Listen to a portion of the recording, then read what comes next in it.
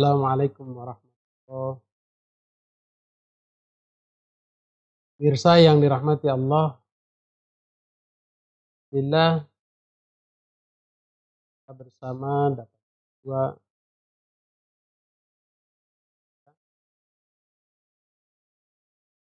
Allah kesempatan ini ingin menyampaikan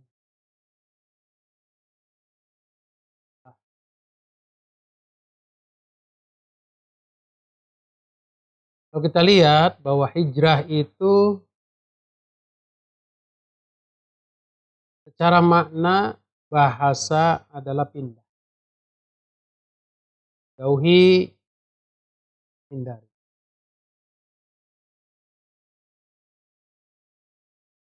Adapun hijrah menurut Al-Quran adanya upaya meninggalkan dan menjauhi sesuatu, kebencian. Itu contoh di mana Nabi Ibrahim alaihissalam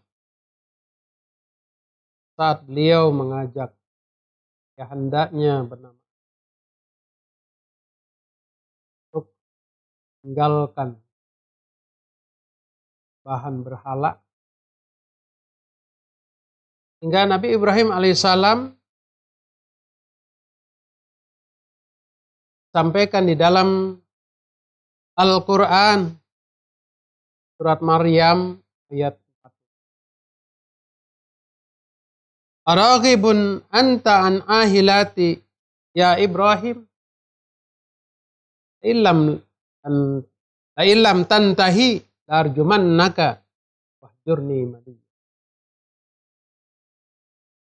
Araghibun anta an ahilati, ayah Nabi Ibrahim berkata kepada Nabi Ibrahim alaihissalam, Araghibun anta an ahilati an alihati. Raghibun anta an alihati ya Ibrahim. Kenapa engkau membenci kepada Tuhanku wahai Ibrahim? Ilam tantahi, kalau engkau tidak berhenti untuk membencinya, la arjumannaka, pasti akan aku rajam engkau. Jurni maliya. Dan tinggalkanlah aku waktu yang lama. Sekian ayah Nabi Ibrahim pada tanya itu sebagai bentuk upaya meninggalkan dan menjauhi suatu dengan kebencian.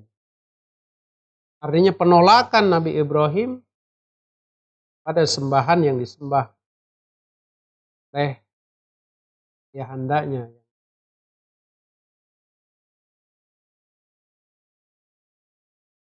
Nah, jadi makna hijrah ini adalah menjauhi, menghindari, membenci sesuatu, meninggalkan sesuatu yang sehingga kalau kita lihat lebih jauh makna hijrah itu, kalau kita artikan secara istilah adalah sebagaimana yang disampaikan oleh Rasulullah sallallahu alaihi wasallam, al-hajiru wa man hajara ma nahallahu an. Orang yang hijrah adalah orang yang meninggalkan segala sesuatu yang dilarang oleh Allah Subhanahu wa taala. Oleh karenanya dari makna hijrah itu, maka Imam Ibnu Qayyim Az-Zawji sampaikan bahwa hijrah terbagi kepada dua. Pertama, hijrah bil jasad, yang kedua hijrah bil qalb. Hijrah bil jasad artinya proses peralihan diri yang tampak secara fisik. Misalnya berpindah dari lingkungan buruk kepada lingkungan yang baik. Kemudian misalnya juga di satu kondisi seorang wanita yang tadinya dia tidak menutup auratnya atau tidak berjilbab, lalu kemudian dia merubah dirinya untuk berjilbab.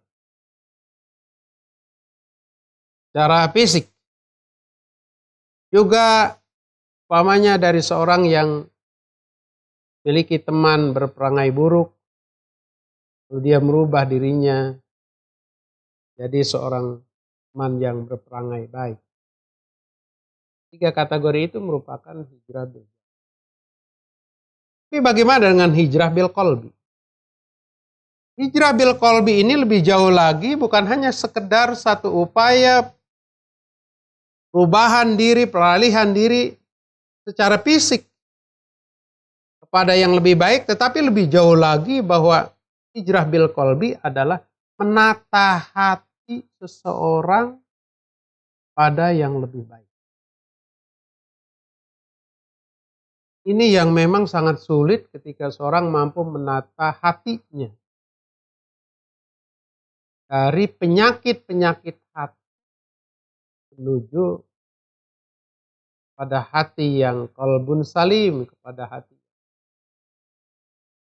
Oleh karenanya, Imam Al-Ghazali di dalam kitab Bidayatul Hidayah, beliau menyampaikan bahwa sifat hati yang tercela itu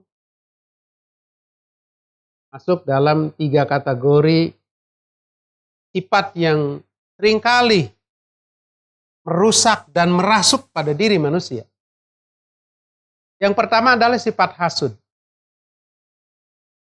Kemudian yang kedua riya, pamer, ingin dilihat, ingin dipuji oleh orang lain. Kemudian yang ketiga adalah ujub, angku, sombong, berbangga diri. Nah, sifat ini merupakan sifat yang tercela, yang sehingga dengan sifat yang tercela itu menjadikan manusia ini ada dalam kebinasaan. Karenanya Rasulullah SAW menyampaikan pada hadis yang lain, salasun muhlikat. Ada 3 hal yang dapat membinasakan, kata Rasul. Yang pertama, syuhun muta', bakhil yang dipatuhi. Kemudian yang kedua, wahawan muttaba', wa nafsu yang selalu diikuti. Yang ketiga adalah ijabul mar'i binafsih, orang yang merasa bangga dengan dirinya sendiri. Sikap yang seperti itu, seseorang yang mampu merubah dirinya kepada yang lebih baik dari sikap dan sifat-sifat tadi, maka itu menunjukkan bahwa dia telah berhijrah dirinya secara qalbi. Hatinya telah berpindah, hatinya telah berhijrah dari kondisi yang tercela pada kondisi yang baik yang diharapkan tentunya agama, pergaulan, kehidupan kita sehari-hari. Nah, oleh karenanya, seorang kalau dia sudah mampu hijrah bil qalbi, ketika dia telah mampu merubah hatinya kepada kondisi yang lebih baik, maka sesungguhnya itu adalah hakikat daripada hijrah bil qalbi. Karena walau bagaimanapun manusia itu untuk berbuat sesuatu, berkata, berucap, itu komandonya adalah hatinya. Ketika seorang berjalan menuju kepada kebaikan, maka langkah yang dilaluinya itu dikomandoi oleh hatinya. Ketika seorang berkata dengan perkataan baik atau perkataan buruk, maka ungkapan, ucapan, perkataan itu dikomandoi oleh hati. Begitu seterusnya, jadi hati ini merupakan komando dalam kehidupan seorang, baik ia berucap maupun berkelakuan. melakukan kegiatan keseharian, itu merupakan komandonya adalah hati. Oleh karenanya, karena hati inilah yang menjadi cermin utama sehingga Imam Al-Ghazali menyampaikan dalam kitab Ihya Ulumuddin bahwa hati ini ibarat cermin, jika tidak dibersihkan maka ia mudah kotor dan berdosa. Nanya seorang yang mampu membersihkan hatinya, artinya dia telah mampu menempatkan dirinya, telah mampu berhijrah dari kondisi yang tidak baik menuju kondisi yang baik. Lebih jauh, Imam Ibnu Qayyim Al-Jauzi menyampaikan bahwa hati manusia ini memiliki 3 kriteria. Yang pertama adalah qalbun salim, hati yang sehat. Yang kedua qalbun marid, hati yang sakit. Yang ketiga adalah qalbun mayyit, hati yang mati. Qalbun salim adalah hati yang tenang, baik, sehat. Sehingga dengan qalbun salim itu senantiasa jiwanya tenang, hatinya tulus, hatinya ikhlas, hatinya tunduk, khudu, tawadu. Tidak ada keraguan dalam dirinya. Dia benar-benar menyatakan keimanan kepada Allah Subhanahu wa taala, bukan hanya sekedar iman yang diucapkan, tetapi lebih jauh dia mampu mengimplementasikan makna iman di dalam kehidupan sehari-hari. Lebih jauh lagi, bahkan kalau Imam As-Suyuti menyampaikan hati yang bersih, hati yang sehat, qalbun salim adalah hati yang selamat dari musyrik, dari kemusyrikan dan kemunafikan. Hadirin yang dirahmati Allah Subhanahu wa taala. Oleh karenanya, qalbun salim ini lebih jauh Imam Al-Ghazali menyampaikan qalbun salim artinya hati yang sehat, yaitu salim, hati yang sehat, hati yang selamat, hati yang bersih. Yang pertama, salim, bersih dari dosa dan maksiat.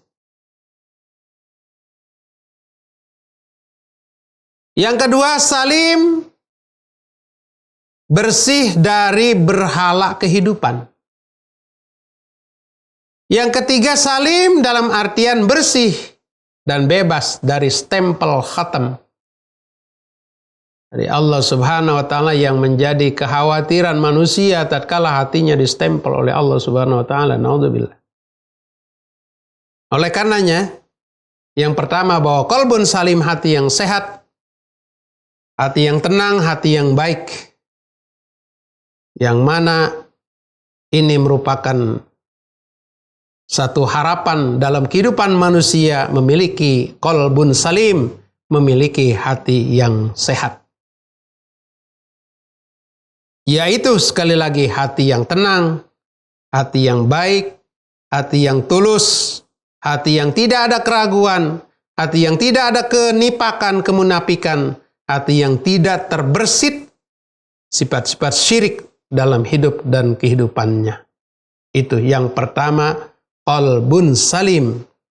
Sebagaimana yang disampaikan sekali lagi oleh Imam Ibnu Qayyim Al-Jauziyah. Yang kedua, qalbun marid. Hati yang sakit. Di mana hati yang bersarang dengan penyakit-penyakit yang ada di dalamnya. Penyakit ria, penyakit hasud, penyakit dengki, penyakit gibah, penyakit fitnah. Bersarang di dalam hati seorang. Maka itu hati yang sakit. Yang kedua, orang yang masuk dalam kategori hati yang sakit adalah dia sulit menerima kebenaran. Orang lain dianggapnya salah, yang benar adalah dia. Yang lain adalah salah menurut pendapat mereka. Tidak ada yang benar, yang lain kecuali adalah dia yang benar.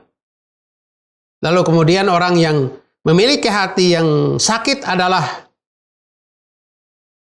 tidak senang ketika melihat orang lain sukses. Yang ketiga, qalbun mayyit, hati yang mati. Na'udzubillah. Hati yang mati ini adalah hati yang tidak bisa berubah dengan apapun, dengan upaya-upaya nasihat, teguran, dan lain sebagainya yang diberikan kepada orang tersebut. Dia sudah tidak lagi menerima hatinya. Tidak menerima hatinya dengan kebenaran. Dia menolak, dia tutup hatinya. Kalau hal ini sampai bisa dapat terwujud hati yang mati, na'udzubillah, sudah tidak bisa lagi mereka berubah kepada kebaikan. Karenanya, hati yang mati Allah sinyalir di dalam Al-Quran surat Al-Baqarah. Khatamallahu ala qulubihim wa ala sam'ihim wa ala absarihim ghishawatu wa lahum adzabun adzim. Khatamallahu ala qulubihim. Allah telah menyetempel hati mereka. Wa ala sam'ihim, Allah telah menyetempel pendengaran mereka. Hatinya distempel, sudah tidak mempan lagi nasihat. Wa ala absarihim, penglihatannya juga sudah tidak dapat melihat. Dalam artian melihat kebenaran, sudah tidak lagi menerima. Sudah tidak lagi mempan dikasih nasihat. Yang dia lihat adalah yang benar dilihat salah. Yang salah malah dianggapnya benar. Karena hatinya sudah tidak lagi menerima kebaikan. Sudah distempel oleh Allah Subhanahu wa ta'ala. Na'udzubillah. Oleh karenanya, sejauh mana hati kita bisa kita bawa, bisa kita hijrahkan, bisa kita rubah, bisa kita pindahkan dari satu kondisi yang hati sakit, hati yang bahkan mati, berubah menjadi satu kondisi hati yang salim, hati yang sehat, hati yang selamat.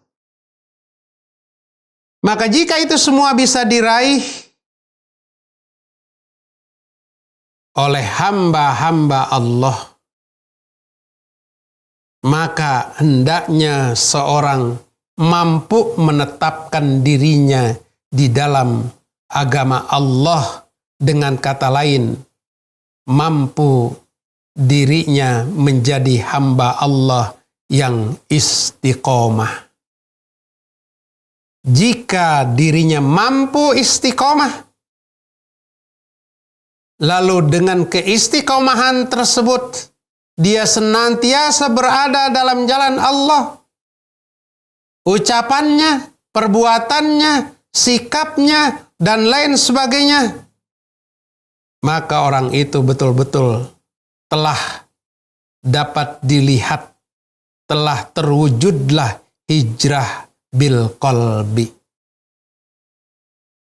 Oleh karenanya, untuk bisa didapatkan menjadi hati yang istiqomah, seseorang yang pertama adalah hendaknya dia meluruskan niat di dalam kehidupan. Luruskan niatnya. Tuluskan niat. Yang kedua, memahami makna syahadat. Jadi syahadat bukan hanya sekedar diucapkan asyhadu an la ilaha illallah, tetapi lebih jauh lagi bahwa dia bersaksi tidak ada Tuhan selain Allah. Apa yang dia lihat di dunia ini merupakan saksi-saksi tentang kebesaran Allah Subhanahu wa taala, bahwa itu semua diciptakan oleh Allah Subhanahu wa taala, termasuk dirinya yang sementara ini bisa beraktivitas, masih tetap diberikan kehidupan oleh Allah Subhanahu wa taala, masih tetap mendapatkan rizki dari Allah Subhanahu wa taala. Itu sebagai bentuk persaksian diri orang tersebut terhadap kemahakuasaan Allah Subhanahu wa taala. Kemudian yang ketiga, memperbanyak baca Al-Quran. Insya Allah hati seorang akan tetap istiqomah. Kemudian yang selanjutnya, meningkatkan kualitas ibadah secara bertahap. Terus ditingkatkan kualitas ibadahnya. Maka insya Allah hati orang tersebut tetap dalam istiqomah. Kemudian yang kelima adalah bergaul dengan orang-orang yang soleh. Maka insya Allah bila itu dilakukan, orang tersebut berada dalam kategori istiqomah. Kemudian ya, berdoa dan berzikir kepada Allah Subhanahu wa taala sebagai satu harapan kepada Allah Subhanahu wa taala yang senantiasa Allah berkuasa membulak-balikan hati manusia. Dengan satu ungkapan doa yang bisa dipanjatkan adalah, ya muqallibal qulub, sabbit qalbi ala dinik. Wahai zat yang dapat membulak-balikan hati, tetapkan hatiku ada dalam agamamu. Maka kalau dari kesimpulan penjelasan ini, maka hijrah bil qalbi ini harus dilaksanakan oleh kita sebagai hamba Allah yang beriman, yaitu hati kita diarahkan, hati kita dibimbing dari kondisi yang buruk kepada kondisi yang lebih baik.